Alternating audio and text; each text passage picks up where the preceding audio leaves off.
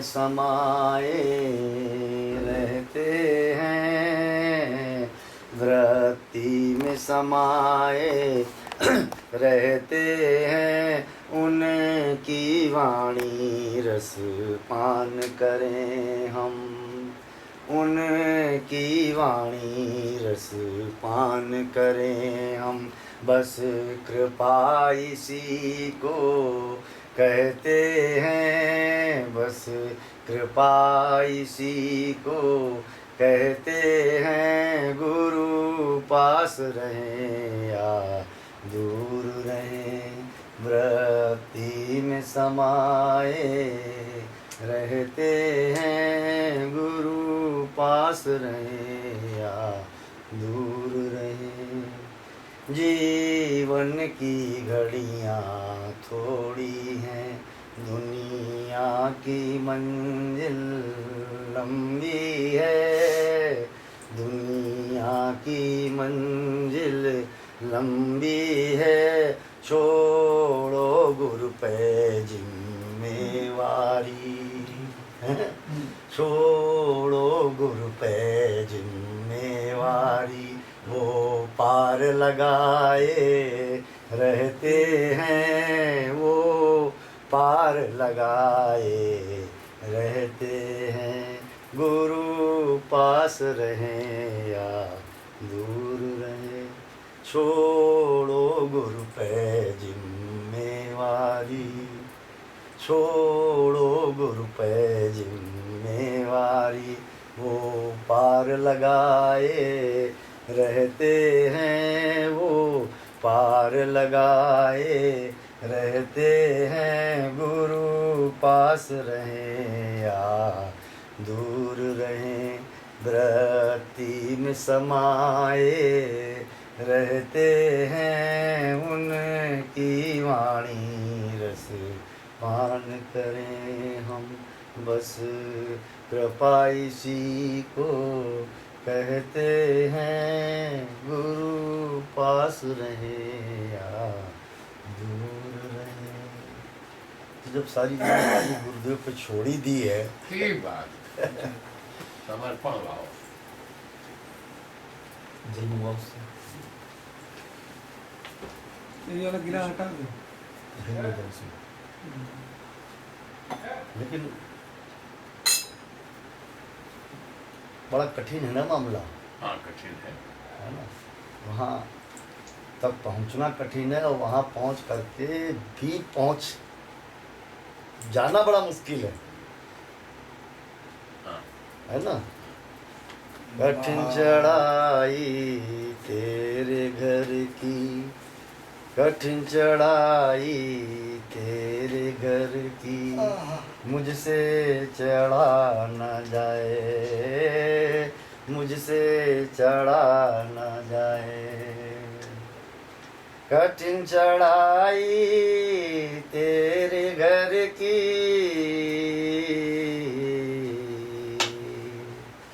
कठिन चढ़ाई तेरे घर की, मुझसे चढ़ा न जाए, मुझसे चढ़ा न जाए। जगबंधन में जकड़ रहा हूँ, जगबंधन में जकड़ रहा हूँ, मुझसे हटा न जाए, मुझसे हटा न जाए। कठिन चढ़ाई तेरे घर की, मुझसे चढ़ा न जाए। कठिन चढ़ाई तेरे घर की, मुझसे चढ़ा न जाए। बड़ी कठिन चढ़ाई है। हाँ कठिन श्री राम। नमः परम स्वादित परमहंसा स्वादित चरण कमल चिन्ह करुणाय भक्त जनमानस निवासाय श्री रामचंद्राय नमोस्तु रामाय सलक्ष्मणाय देव्यै च तस्यै जनकात्मजायै नमोऽस्तु रुद्रेन्द्रयमानिलेभ्यो नमोऽस्तु चन्द्रार्कमरुद्गणेभ्यः श्रीराम जय राम जय जय राम श्रीराम जय राम जय जय श्रीराम जय राम जय जय राम श्रीराम जय राम जय जय नारायणं नमस्कृत्य नरं चैव नरोत्तमं देवीं सरस्वतीं व्यासं ततो जयमुदीरये कृष्णाय वासुदेवाय हरये परमात्मने सनासाय श्रीगोविन्दाय नमो नमः।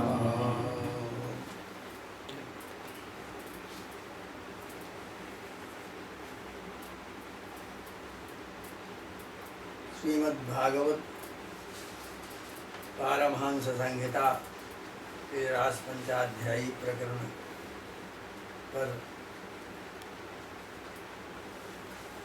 विचार चलते हुए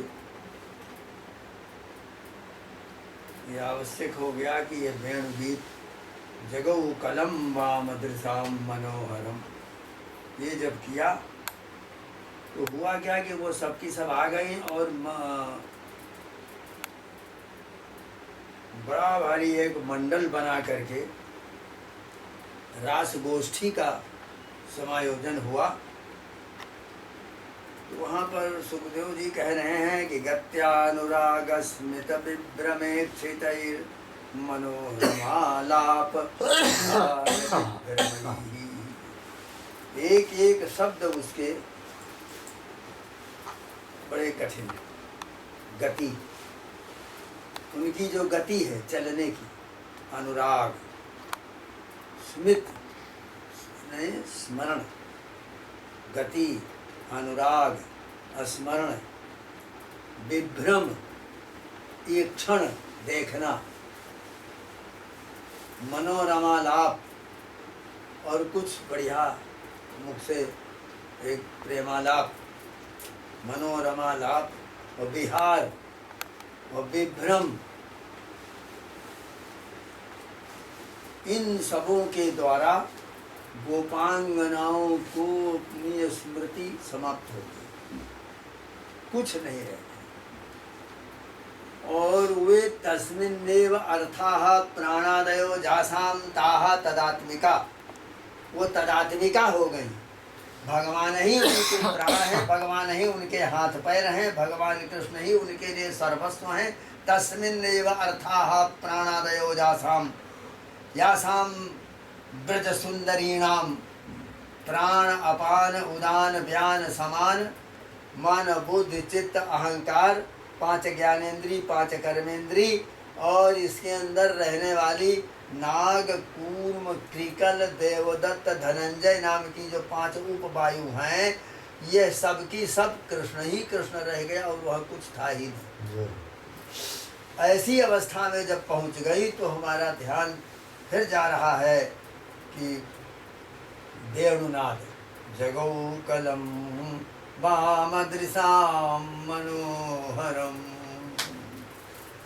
मन को खींच लेने वाला जो वो वेणु का नाद है वो क्या है। तो आज हम उस प्रसंग को, यदि गति, अनुराग और विभ्रम को वहीं छोड़ करके उसकी व्याख्या पश्चात हो पाएगी। आज हम वेणु गीत में आ रहे हैं।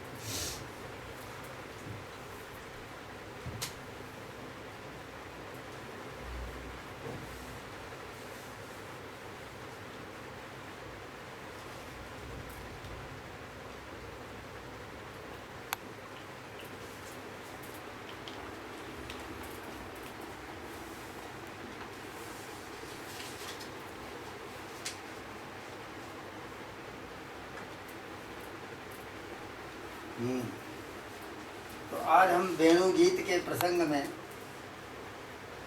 विशेष विचार कर रहे हैं। पुराण में 10 वस्तुएं होती हैं। सृष्टि का वर्णन और सृष्टि के विनाश का वर्णन और स्थान, पोषण, मनवंतर की कथा, निरोध और मुक्ति और आश्रय, इतनी वस्तुएं जिसमें होती हैं उसका नाम है पुराण। वाह। इन 9 की 10 की व्याख्या अलग से आपको सुनाएंगे। इस समय हम आगे चल रहे हैं।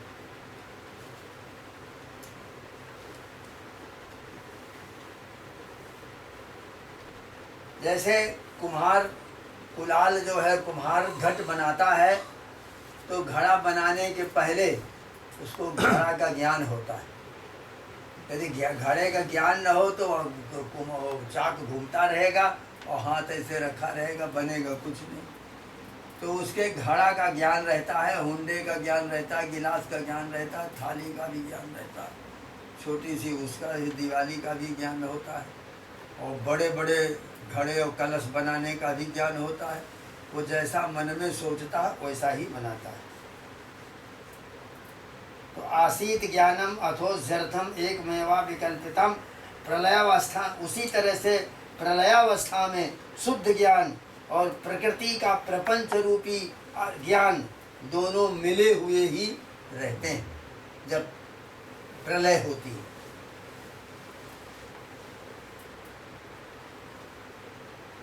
यहाँ ज्ञान जो कहा गया है वो ज्ञान है सत्यम ज्ञान अनंतम ब्रह्म। ये ज्ञान लिया गया है पहले प्रेमास्पद के अद्भुत गुण और उसकी अद्भुत अचिंत्य महिमा एवं ऐश्वर्य के ज्ञान तथा सौरस्य सौगंध आदि के अनुभव से उसमें राग होता है। विष्णु सहस्त्र नाम गीता आदि में अनुराग होने के लिए पहले उनके महात्म का पाठ विधान में बताया गया है। जब तक आप महात्मा नहीं समझेंगे तब तक पाठ क्यों करेंगे। अतः यहाँ भी पहले अध्यायों में पूतना का वध हुआ और फिर गोवर्धनोद्धारण हुआ, गोवर्धन का उद्धारण हुआ। फिर भगवान कृष्ण में राग प्रेम उत्पन्न होने के लिए उनका महत्व बतलाया गया। यहाँ आसक्ति निरोध का वर्णन है। व्यसन निरोध रासलीला के बाद युगल गीत में वर्णन किया गया है। राग और आसक्ति और व्यसन वैसे तो ये निंद हैं, त्याज्य हैं, किंतु कहीं कहीं आलंबन की महत्ता से इनका महत्व बढ़ जाता है। लौकिक स्त्री पुत्र और धन में राग एवं आसक्ति जो है पतन का मूल है। लौकिक स्त्री पुत्र धनादि में राग एवं आसक्ति होना ये पतन का मूल है। किंतु यही राग और आसक्ति यदि भगवान के श्री चरणों में हो जाए तो क्या कहना है। ऐसा तो किसी महानुभाव को ही लोकोत्तर सौभाग्य प्राप्त हो सकता है। यही बात व्यसन के संबंध में भी है। माता पिता गुरुजन शास्त्र और स्वयं अपने द्वारा सहस्त्रधा प्रयत्न करने पर भी जो छुड़ाए न छूटे वही व्यसन कहा जाता है। वही व्यसन यदि सांसारिक पदार्थों का हो तो वो पतन का मूल है और उसका तो नाश ही इष्ट है। परंतु भगवत प्रेम व्यसन तो बड़ी कठिनाई से संपादन किया जाता है। ऐसा व्यसन सनकादि सुकादि काक भुसुंड आदि में देखने को मिलता है। आशा बसन व्यसन ये ते नहीं रघुपति चरित हो ही सुनहि। श्री हनुमान जी का भी ऐसा ही व्यसन है कि जहाँ जहाँ श्रीमद् राघवेंद्र भगवान रामचंद्र के मंगलमय परम पवित्र चरित्रों का कीर्तन होता है वहाँ वहाँ वो मस्तक पर अपने अंजलिबद्ध हाथ को रखे हुए आनंद अश्रु से पूर्ण लोचन होकर खड़े रहते हैं। यत्र यत्र रघुनाथ कीर्तनम तत्र तत्र कृतमस्तकांजलिं बाष्पवारि परिपूर्ण लोचनम मारुतिं नमत राक्षसांतकम। प्राकृत जनों को तो कोई बात समझानी हो तो लौकिक दृष्टांत रखना पड़ता है। इसीलिए श्री रघुनाथ जी के प्रति अपने प्रेम को दिखाने के लिए श्री स्वामी तुलसीदास जी ने कहा कि कामिहि नारी प्यारी जिमि अलोभी प्रिय जिमि दाम और तिमि रघुनाथ निरंतरो ओ प्रिय लागहु मोहिरो। लामपट्य अत्यंत निंद है परंतु मनोमिलिंद ये मन रूपी भंवरा यदि भगवत चरणाम्बुज मकरंद मधु का लंपट हो तो ये कितने सौभाग्य की क्या बात। बात है। भगवत चरण लंपट भगवत चरणाम्बुज मकरंद मधु का लंपट हो तो ये कितने सौभाग्य की बात हो। साधारण दृष्टि से राग आसक्ति एवं व्यसन अत्यंत निंद है, किंतु सर्वात्मा सर्वाधिष्ठान अचिंत्यानंत आनंद सुधा जल निधि श्री कृष्ण में प्रेम निरोध आदि का होना, उनके बिना क्षण भर भी न रह सकना कितना दुर्लभ है। आज तो संसार की यही स्थिति है कि विषय चिंतन, स्त्री पुत्र धनादि के चिंतन के बिना रहना कठिन हो रहा है। जय सीताराम। किंतु इस चिंतन को वहां से हटाकर यदि भगवत चरण पंकज का चिंतन न किया तो पुनरपि जननम पुनरपि मरणम पुनरपि जननी जठरे शयनम, इसी में आना पड़ेगा। जय श्री राम। श्री गोपांगनाओं के आसक्ति और निरोध को दिखलाने के लिए श्री सुखदेव जी ने कहा कि भगवान श्री कृष्ण चंद्र गौ और गोवत्स और गोपाल और बलराम आदि के साथ वृंदावन धाम में पधारे। इत्थं सरत् स्वच्छ जलम पद्माकर सुगंधिना निविशत वायुना वातम सगो गोपाल को च्युतः। जल कीड़ा के लिए स्वच्छ सुगंधित जल का होना आवश्यक है। इसीलिए श्री वृंदावन ने भगवान की कीड़ा के लिए आनंद सामग्री को प्रस्तुत कर दिया। शरद ऋतु के संबंध से श्री जमुना, राधा कुंड आदि सरित सरोवरों के जल अत्यंत स्वच्छ निर्मल हो गए और एक पद्म की कौन कहे पद्म के आकर विकसित हो गए।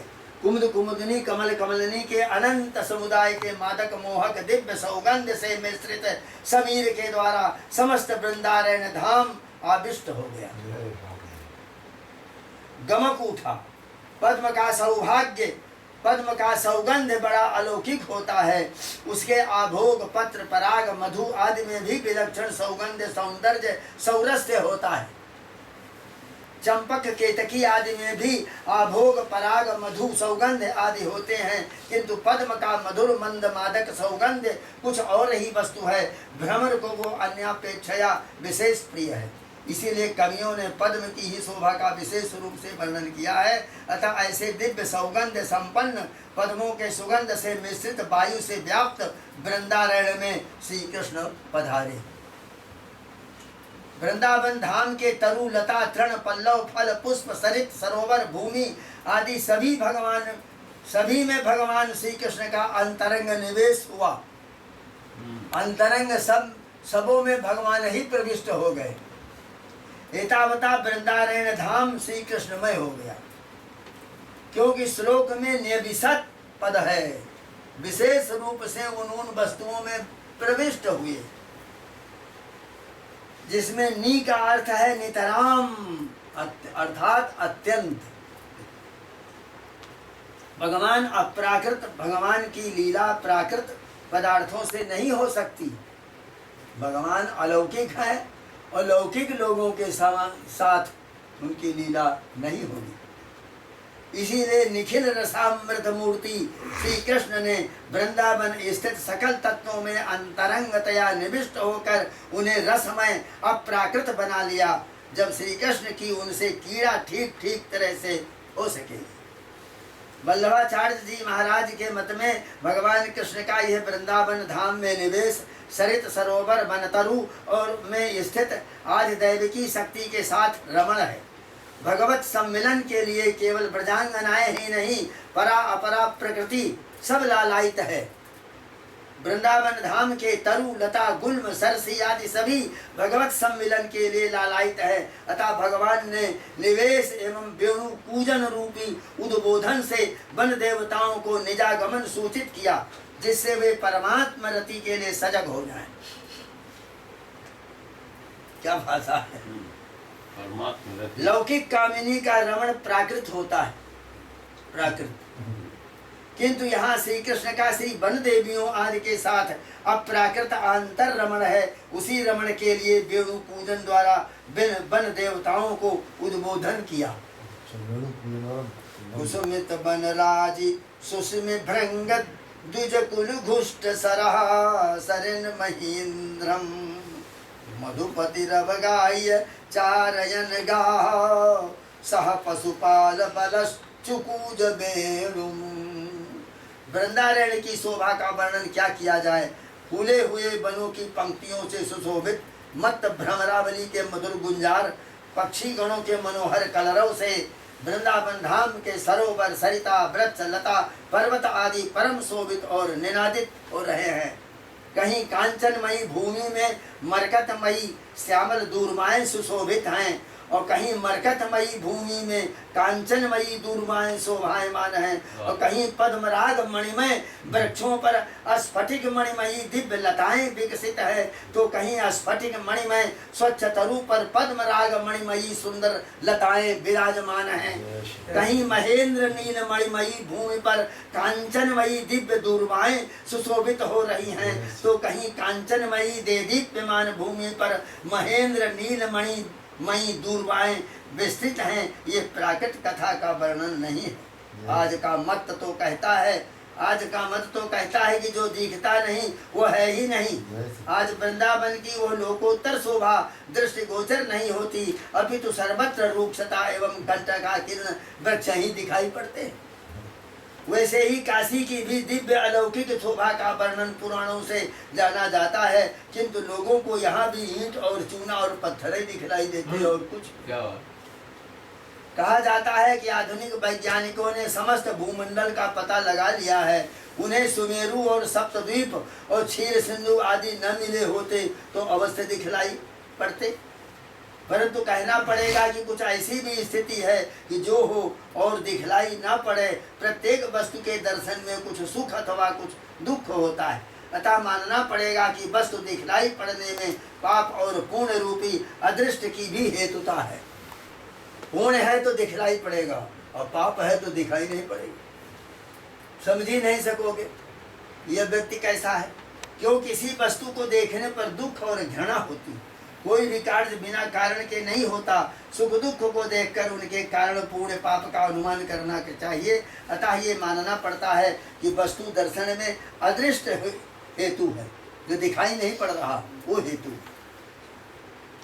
इससे शास्त्रोक्त कुछ वस्तुओं का हमें दर्शन नहीं प्राप्त होता। इसमें हेतु हमारे जैसे अदृष्ट का अभाव है, न कि उन वस्तुओं का अभाव। महाभारत में एक कथा है। अलकनंदा में बहकर आए हुए किसी एक दिव्य सौगंध सौंदर्य संपन्न पुष्प को देखकर द्रौपदी ने उसकी जोड़ी का दूसरा पुष्प लाने के लिए भीमसेन से आग्रह किया। भीमसेन ने अलकनंदा के तट से जाते जाते बहुत दूर तक जाने पर मार्ग में एक वृद्ध बानर को देखा, जो अपनी पूंछ से मार्ग को रोके हुए सोया था। भीम ने उससे अपनी पूंछ हटा देने के लिए कहा। बानर ने उत्तर दिया, मैं अत्यंत वृद्ध होने के कारण उसे हटा सकने में असमर्थ हूँ, तुम हटा लो। भीम ने पहले हाथ की 2 उंगलियों से उसकी पूंछ हटाना चाहा, परंतु जब न हटा तब एक हाथ से जोर लगाया। अंततः दोनों हाथों की पूर्ण शक्ति से प्रयत्न करने पर भी जब पूंछ अपने स्थान से तिल मात्र भी नहीं हटी, अपितु मूर्छित हो गए, तब थोड़ी देर में सावधानी आने पर आश्चर्यचकित होकर उन्होंने बानर से कहा, मैंने सुना है कि मेरे भाई कोई हनुमान नामक है जो अत्यंत बलवान है। उन्होंने त्रेता में लंका विजय में रामचंद्र को की बहुत सहायता की थी। क्या आप वही हनुमान तो नहीं है? ये श्रवण कर बानर ने कहा, हाँ मैं वही हूँ। तब भीमसेन ने उनसे प्रणाम करके कहा, मैं आपका वो दिव्य स्वरूप देखना चाहता हूँ जिसको धारण करके आपने राक्षसों का संहार किया था। हनुमान ने कहा, उस रूप को देखने को तुम्हारी सामर्थ्य नहीं है, अतः उसको देखने का आग्रह मत करो।